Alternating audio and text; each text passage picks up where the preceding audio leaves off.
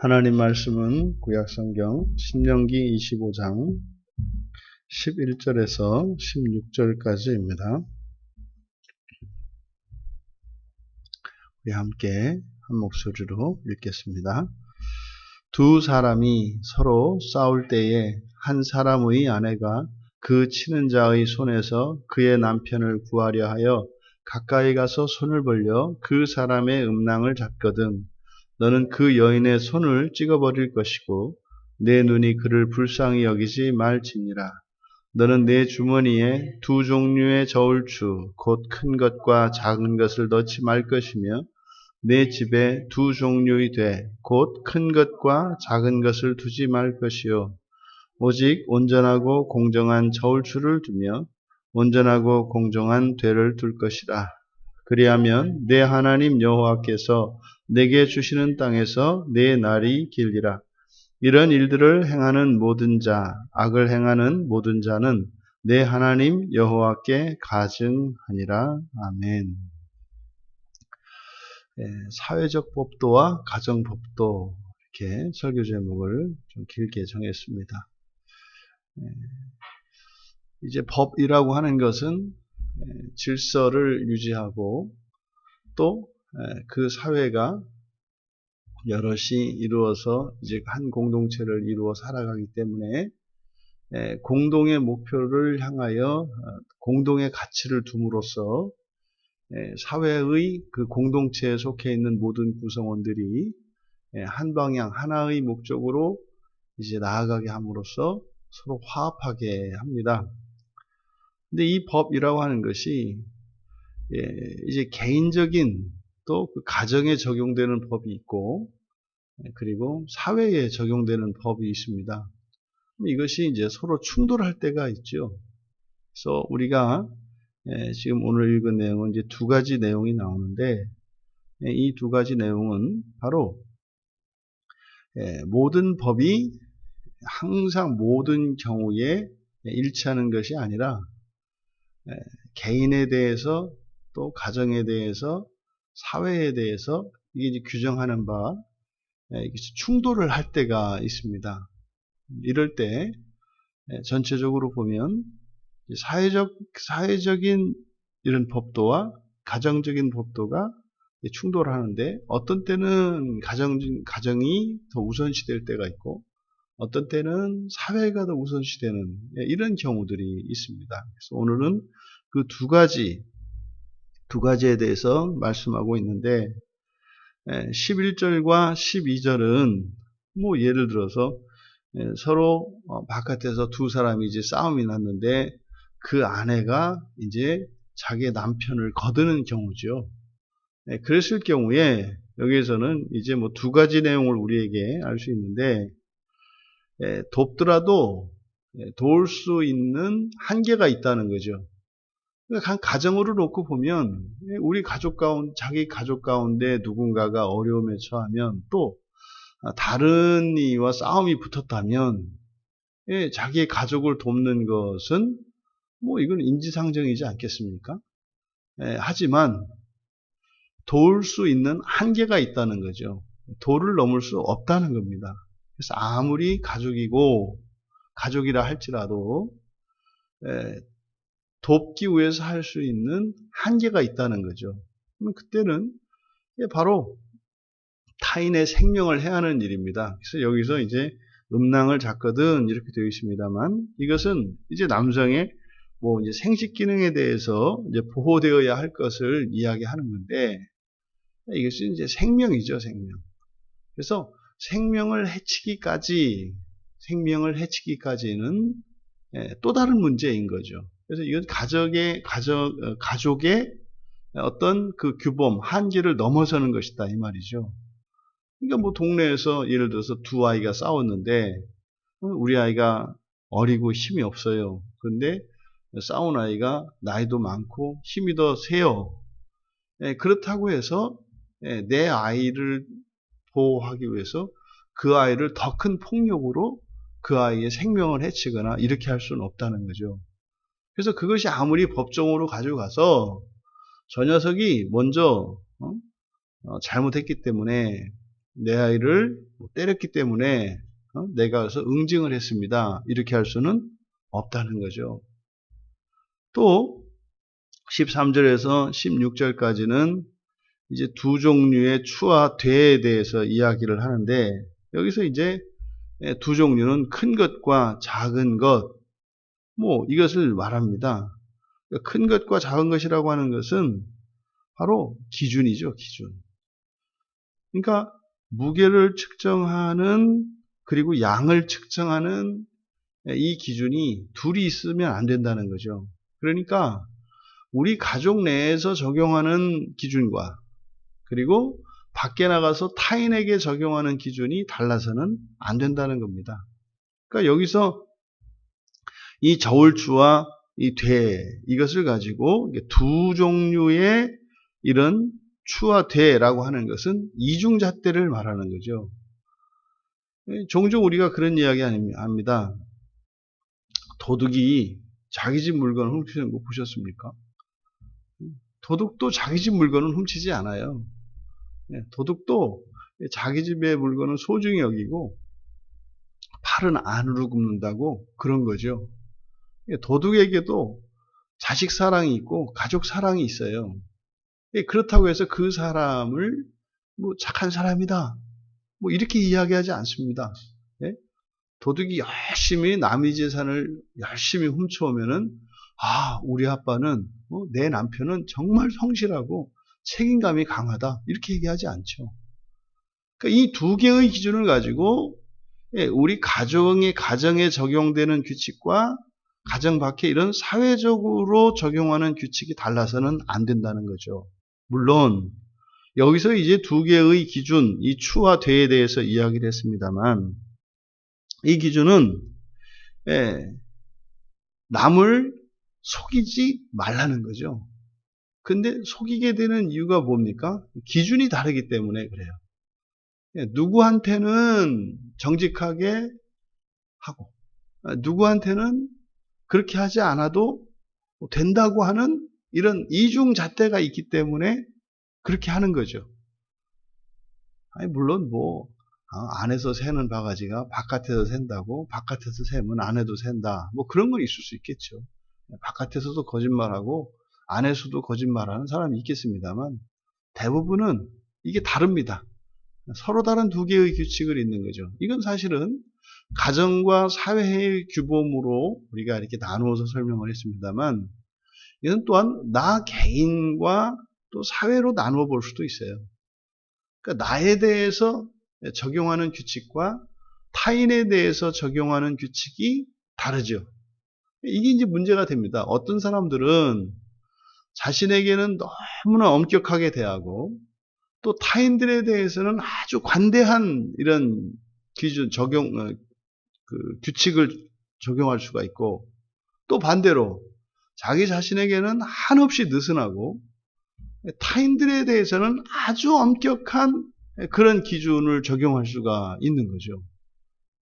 그러니까 항상 이런 이중의 잣대, 이중의 기준이라는 것이 우리에게는 존재합니다. 또 자기 자신에게도 마찬가지예요. 어떤 일에 있어서는 굉장히 엄격하게 적용하고 어떤 일에 있어서는 또 굉장히 느슨하게 적용하는, 여러분들도 이제 특히 우리 신앙생활하는 기독교인들에게 이런 일들이 많이 일어납니다. 그런 거죠. 이게 성경에서 우리에게 주시는, 하나님께서 주신 이런 율법들, 이런 명령들을 대할 때 유독 어떤 규칙과 어떤 명령에만 집착하는 경우들이 있어요. 그러니까 뭐예요? 몇 가지만 딱 정해놓고 그것은 아주 철두철미하게 지키는 거죠. 그 다른 나머지는 아예 생각도 안 하면서 말이죠. 그러면요, 자신이 가지고 자신이 우선시하는 그 규칙을 절대시하고 그것을 최고의 가치로 놓고 이제 그것을 사람들에게 적용하고 이제 거기에 따라서 갑니다. 이제 교회에서 이제 일어날 수 있는 일이에요. 교회의 이런 중직자들, 또 책임을 맡은 사람들이 자신이 우선시하는, 그러니까 많은 기준 가운데 특별한 한두 가지의 기준을 절대시하고 그것을 우선시하며 그것에 맞추어서 이런 조직과 이런 공동체를 이끌어 나가고자 할 때, 여기에는 가치 충돌이 막 일어납니다. 예.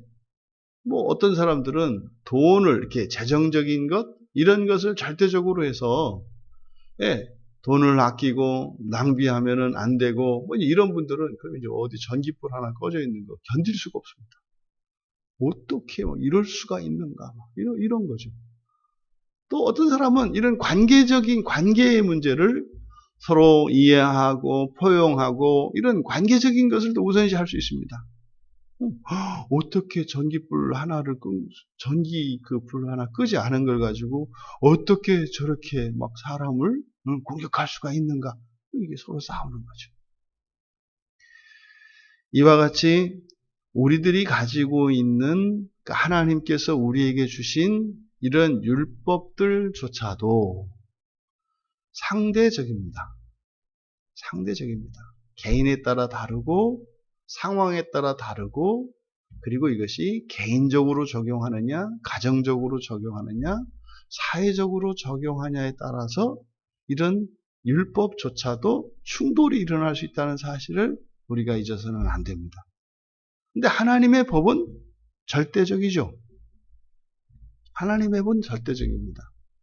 근데 우리라는 존재가 절대적이지가 않아요. 그래서 절대적인 하나님의 명령조차도 죄 가운데 있다는 것은 뭡니까? 하자가 있고, 예?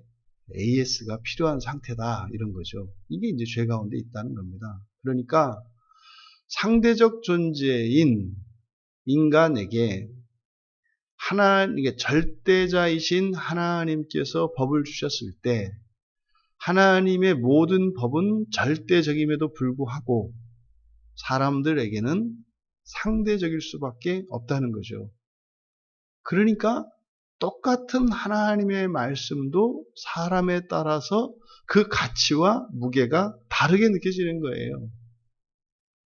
우리가 한 개인과 개인이 만나서 이제 결혼하여 부부를 이루고 가정을 이룹니다.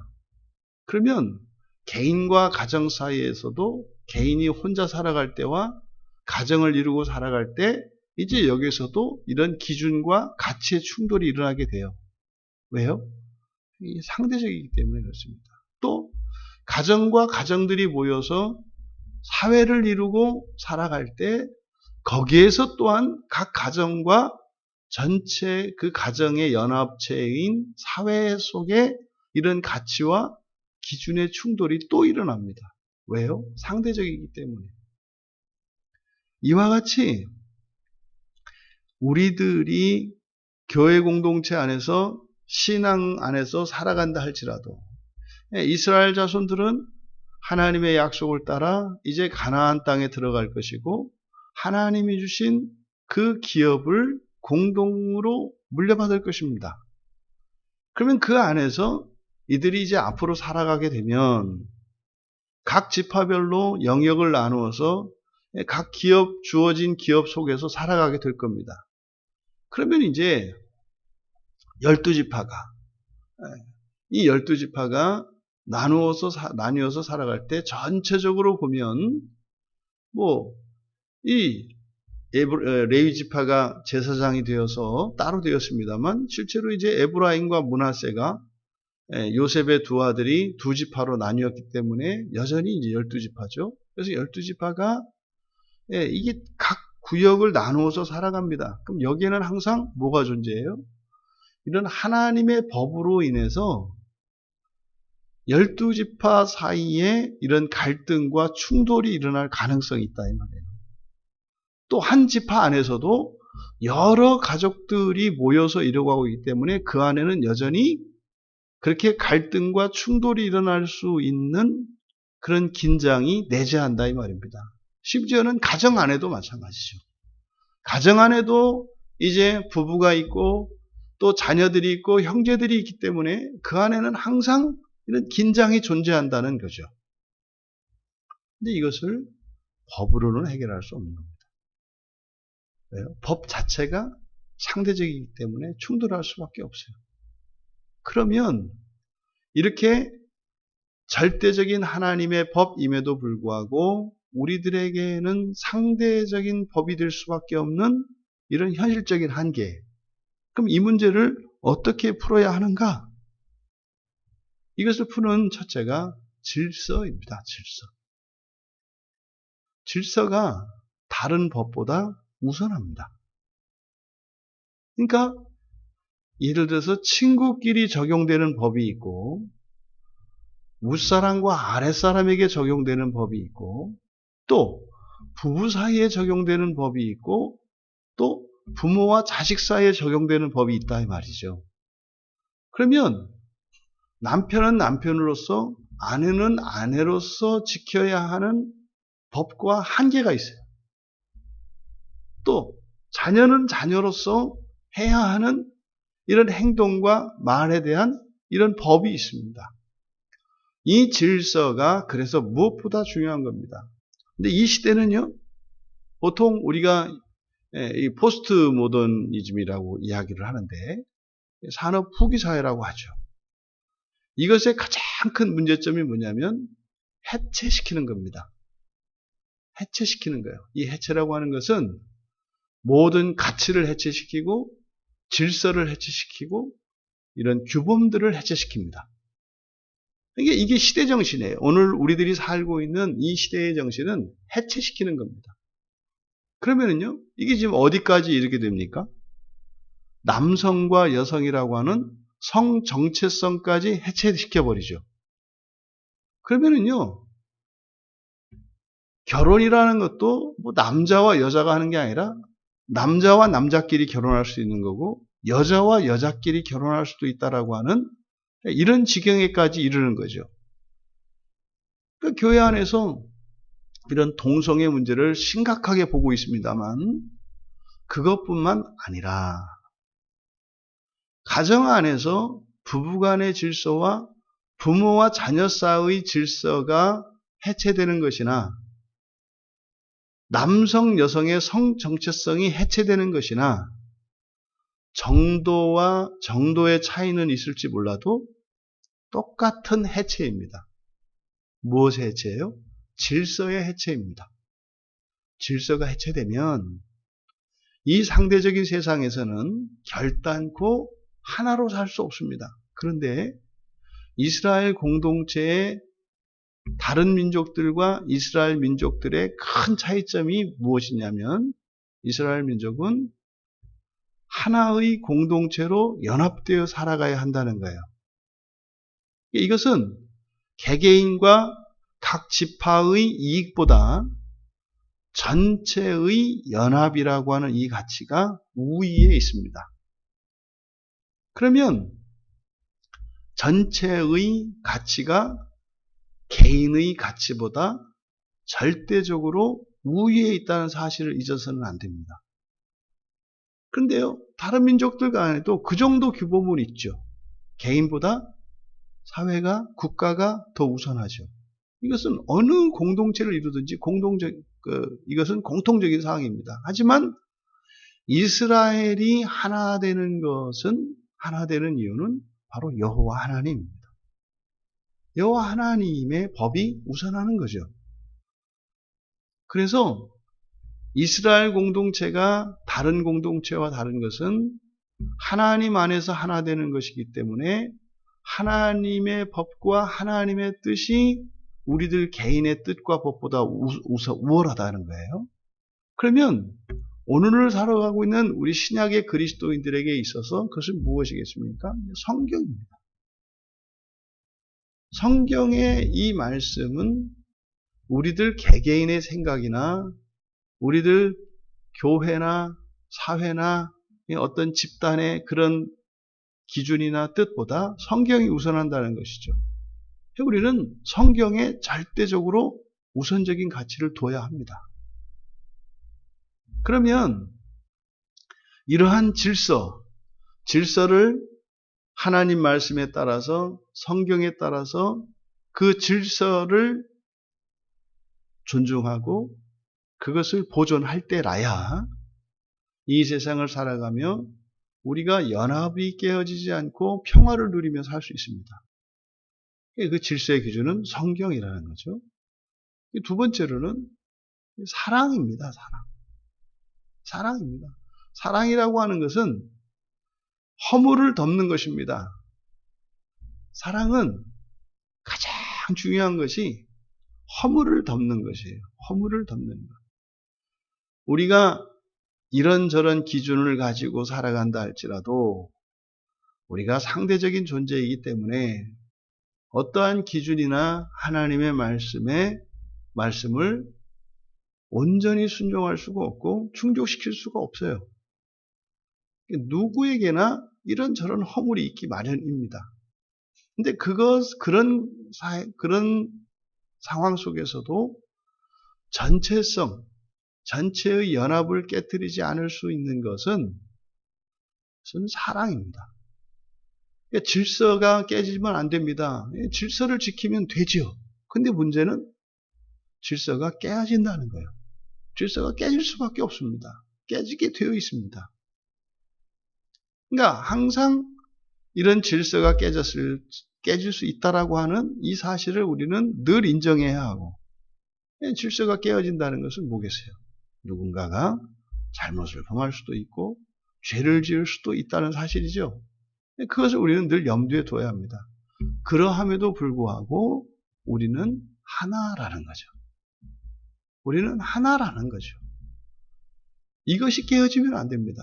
그러면 허물을 덮어줌으로, 사랑으로 허물을 덮어줌으로써 아무리 한 개인에게 또 작은 집단에게 일어나는 어떠한 죄와 허물이라 할지라도 전체의 하나가 되는 전체성이 깨어지지 않게 되죠. 근데 문제는 이 사랑이 없다면 이것은 그 사람의 행위나 그 사람이 저지른 일에 따라서 이런 관계가 연합되기도 하고 깨질 수도 있는 것이죠. 그래서 이 사랑이 있지 않고서는 우리가 이렇게 상대적이고 그리고 죄 있는 인간들이 모여서 이루는 모든 공동체의 이런 연합이라는 것은 불가능하다. 그러면 질서를 지키고 또 그 질서를 깨트리고 혼란시키는 이런 잘못과 개인의 실수들이 일어났을 때도 사랑으로 그것을 그 허다한 허물을 덮으면서 또 그렇게 참고 지내간다 할지라도 한계가 있습니다. 한계가 있습니다. 참는 것도 한두 번이고 또 질서를 지키는 것도 한두 번입니다. 견딜 수 없죠. 그러면 현실 세계 속에서 또 우리들이 항상 일관되게 그렇게 잘하고 또 그렇게 질서를 지키면서 또 그렇게 그런 허물을 덮으면서 살아갈 수 있냐면 그럴 수가 없습니다. 한계가 있습니다. 한계가. 그러면 이 한계를 넘을 수 있게 하는 것은 무엇이겠습니까? 그것은 소망입니다. 소망입니다. 지금 내가 당하고 있는 이런 힘듦과 어려움들, 무질서와 혼란, 또 사랑 없음, 이런 것으로 인해서 괴롭고 힘들 수 있습니다. 그러함에도 한 번 더 힘을 내고 포기하지 않게 하는 것은 바로 저 끝에 있는 그 한 소망 때문인 것입니다.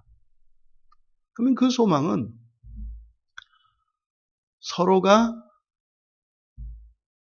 서로를 보호하고 도와줄 수 있게 합니다. 무슨 말이냐면 지금은 내가 참고 다음은 네가 참고, 지금은 네가 나를 사랑하고 다음엔 내가 너를 사랑하고, 이 소망은 각 개개인에게서 일어날 수 있는 이런 죄와 허물에 대해서 함께 협력하여 그 소망에 이루기까지 살아갈 수 있도록 하는 것입니다. 그래서 그 소망이 없고서는 결단코 계속해서 하나를 이루어 살아갈 수가 없죠. 그러니까 최종적인 그 목적, 그 소망이 갖지 않고서는 함께 나아갈 수 없습니다. 교회 안에 많은 사람들이 많은 생각과 많은 기준을 가지고 또 다양한 그런 어떤 가치를 가지고 있는 사람들이 모여서 하나의 공동체를 이루어 갑니다. 이 사람들이 어떻게 한 몸을 이루어서 그렇게 살아갈 수 있을까? 바로 그 소망이 있기 때문입니다. 그 소망이 있지 않고서는 반드시 한계가 오게 되어 있습니다. 더 이상은 할 수 없는, 그리고 더 이상은 견딜 수 없는 그런 때가 옵니다. 그래서 어떤 소망을 가지고 있느냐가 사실은 그 공동체의 생명을 결정을 합니다. 어디가 목표냐, 무엇이 목표냐 이것이죠. 그러면 또 이제 거기에 하나 더 필요한 게 뭐겠습니까? 이제 믿음입니다. 그렇게 사랑으로 한 소망 안에서 살아간다 할지라도 그걸 어떻게 다 알겠어요? 일일이 서로 다 얘기를 해가지고 그걸 한 소망 안에 있다는 것을 서로 다 압니까? 이렇게 봐서는 전혀 다른 것 같거든요. 서로가 질서를 지키고 살아요. 예? 사랑하면서 살아요. 그리고 뭐 첫째 부활, 천년왕국 이렇게 해서 한 소망을 가지고 살아요. 그런데 어떤 일이 일어나요? 갈등이 일어나요. 갈등이 일어나요. 그러니까요, 같지 않다고 하는 이런 증거들이 나타난다고요. 그럼 여러분, 우리가 눈으로 보아서 확인되는 것과 우리가 예수를 믿는다는 것 사이에 혼란이 일어나요. 우리가 진짜 한 몸인가? 근데 성경은 예수를 믿고 교회 안에 등록을 하면, 그리고 예수를 믿는다고 세례를 받으면 전부 한 몸이라고 얘기한단 말이에요. 근데 문제는 우리가 생활하면서 보면요, 아닌 거예요. 아닌 거예요. 다른 거예요. 그럴 때 우리를 잡아주는 것이 뭐예요? 믿음이에요. 우리가 보고 저 사람을 나의 몸으로 인정하는 것이 아니라 세례를 받았다네. 그럼 주님이 한 몸으로 부르셨다네. 진짜 내 몸 같지 않은데 그냥 한 몸이라네. 그 믿음으로 우리가 살아가는 거죠. 이렇게 서로 다른 법, 서로 다른 기준, 서로 다른 가치관, 이것이 신앙 공동체 안에도 있다는 것을 우리가 기억해야 합니다. 그래서 15절 하반절에 그리하면 내 하나님 여호와께서 내게 주시는 땅에서 내 날이 길리라. 그렇죠? 그래야 깁니다. 만약에 믿음이 없고 사랑이 없고 소망이 없고 질서를 존중하지 않는다면 길지 않습니다. 그래서 어떻게 해요? 교회를 떠나거나 교회를 깨트리거나 이렇게 되는 거죠. 이것은 사실 앞으로 일어날 이스라엘 공동체 안에 미래에 대한 예측이죠. 16절에 보십시오. 경고입니다. 이런 일들을 행하는 자, 악을 행하는 모든 자는 내 하나님 여호와께 가증하다. 이게 단순히 법을 지키고 안 지키고의 문제가 아니라 바로 무엇입니까? 이스라엘 공동체 안에 존재하는 갈등과 분열에 대한 그 긴장을 이야기하는 거죠.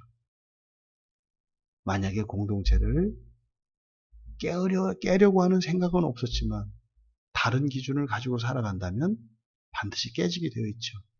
그러니까 여호와의 몸된 이스라엘 공동체가 분열이 되겠죠. 그러니까 이것은요, 우상 숭배하는 것과 다르지 않다는 거예요.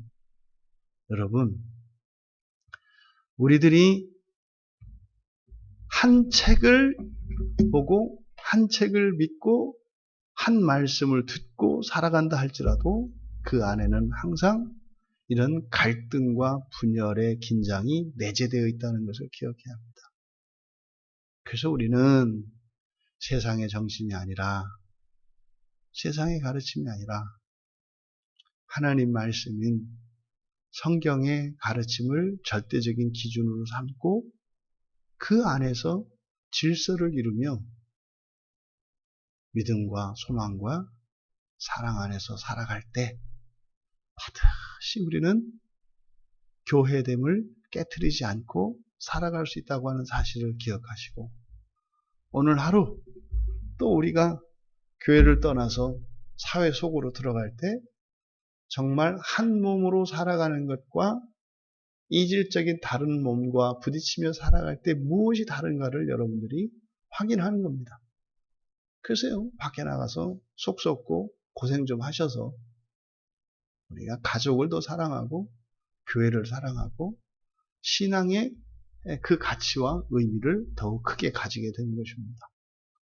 오늘 하루 여러분들의 일상 속에 하나님께서 베푸시는 은혜와 사랑 그리고 복이 있기를 바랍니다. 하지만 그것과 함께 우리의 가족의 소중함, 우리의 교회의 소중함을 깨달으시고 또 그것을 위해서 살아가는 것입니다. 그래서 왜 우리의 신앙이 확정되고 하나님 나라의 모형으로서 이 땅에 부르심을 받은 교회가 온전해져야 하며 그것이 왜 확장되어야 하는 것을 깨달을 수 있는 그런 교훈을 얻는 한 날이 되시기를 주님의 이름으로 축원합니다. 존귀하신 하나님, 이 세상에 수많은 사람들이 있고 또 저희들이 생활하는 공간이 다르고 함께하는 사람들이 다릅니다.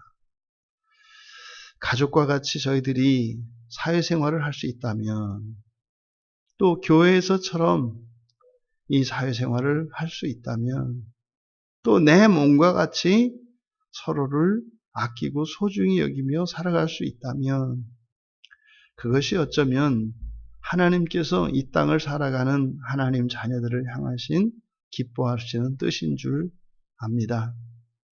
하나님, 언제나 하나님 나라를 늘 마음에 두고 우리의 가정과 교회와 또 우리가 살아가는 이 사회의 긴장과 다름 속에서 주님께서 오셔서 이루실 그 완전한 그 나라의 소망으로 살아가게 하옵소서. 감사하며 예수님의 이름으로 기도하옵나이다.